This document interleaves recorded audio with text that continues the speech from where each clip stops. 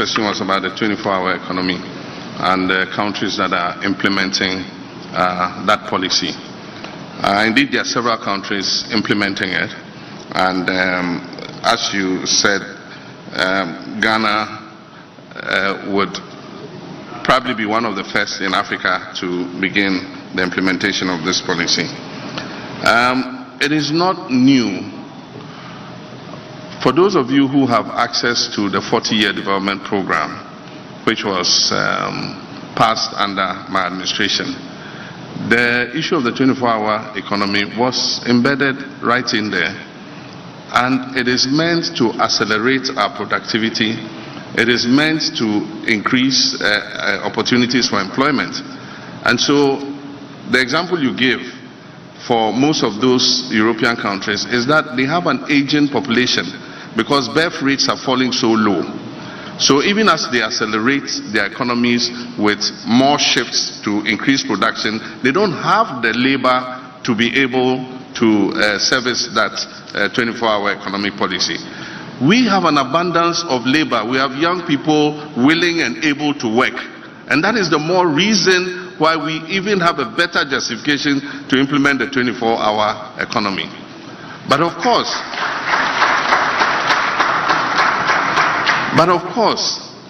there are people who come and say, oh, but there's 24-hour economy already. There are some businesses that are working 24 hours. Yes, they are doing that by choice. That just a few of them think that they have the capacity to work 24 hours. So it's just by the decision of the owner of the enterprise that he can implement it. It has never ever been a policy in Ghana.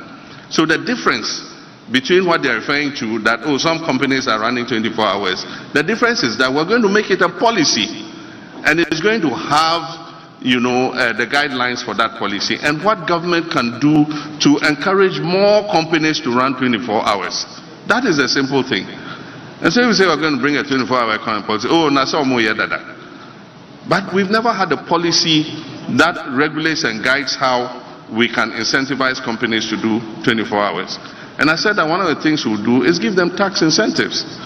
Because one of the things that adversely obstructs businesses in Ghana is our high taxes. And so if you give some of these companies a tax break, it will encourage them to pump more into production so that they can employ more people. And so that's what you also have the issue of safety. Because if companies are working in the night, you must guarantee that they are safe to work. And that is an obligation of government. You don't expect the companies to go and hire security people to come and guard them so that they can work. Government must make sure that it creates a safe environment for the 24-hour economic policy to work. Aside from that, transportation. We need to provide an efficient transport network so that even in the evening, people who have to go to work can get easy, affordable transport to run. And that's why we imported the Ayalolo buses, which today are parked in some graveyard. They were never utilized. Government said they didn't have the money to implement it. But it was a combination of interest between government and the private sector. And so GPRT and all of them were involved. And it was going to run as a bus rapid transit system so that people could catch buses to and from work at whatever time that they close. And so when we come, we're going to revamp all those bus rapid transit systems and buses. Why the 24-hour economy works in some of the developed countries is at any time of the day or night when you go to a bus stop, you get a bus to transport you to work. And so government has some obligations under the 24-hour economy.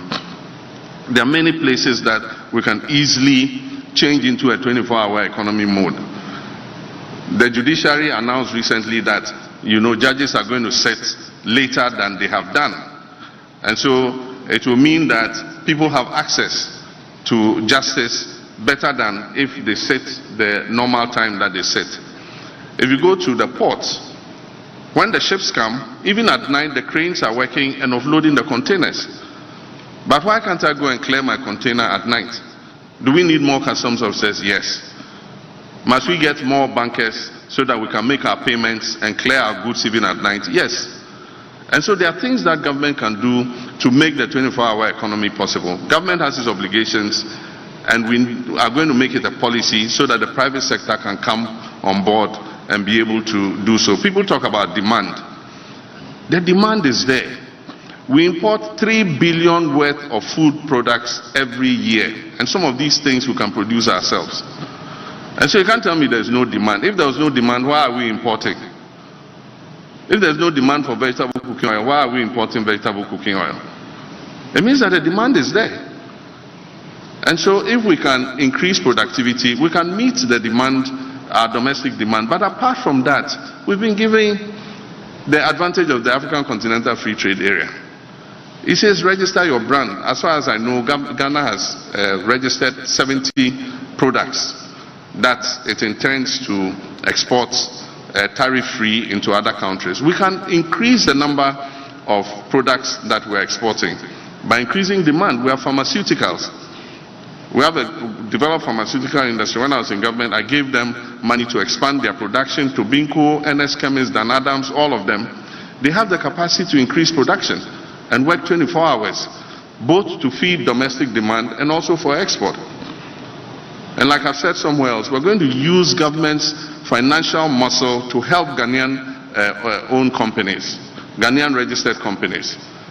Because the market, and I'll give an example, the market for pharmaceutical products, if we give a bias towards Ghanaian-made products, and even if they are marginally more expensive than foreign products, we buy them, we're keeping employment in this country.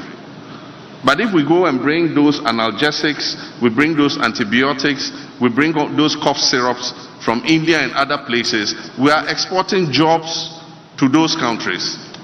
And so we use government's financial muscle to give an advantage to Ghanaian registered companies so that they can produce more and employ more of our young people. And so that's to do with the 24-hour economy.